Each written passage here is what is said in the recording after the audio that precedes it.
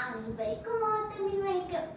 ஓசையே உயிராய் ஒளியே உலகாய் விளங்கும் தமிழ் பாரம்பரிய இசைக்கருவியின் தொன்மை கலாச்சாரத்தில் இதய துடிப்பு இருந்து இரண்டு வல்லுவிலிருந்து நான் மாணவி திவ்ய பாரதி சரவணன் கிடுக்கிட்டை பற்றி பேச வந்துள்ளேன். கிடுக்கிட்டு என்பது தற்போது வழக்கொழிந்து வரும் அரியை தமிழ் கருவியாகும். இது ஒரு சட்டகத்தில் பொருத்தப்பட்ட உலோக சங்கிலிகள் அல்லது மணிகளை அசைப்பதன் மூலம் ஒளியை எழுப்பி தர வாத்தியமாகும். இது பெரிய கிடுகிடுவென விரைந்து ஒலிக்கும். தன்மையை கூறி வகையில் அமைந்துள்ளது.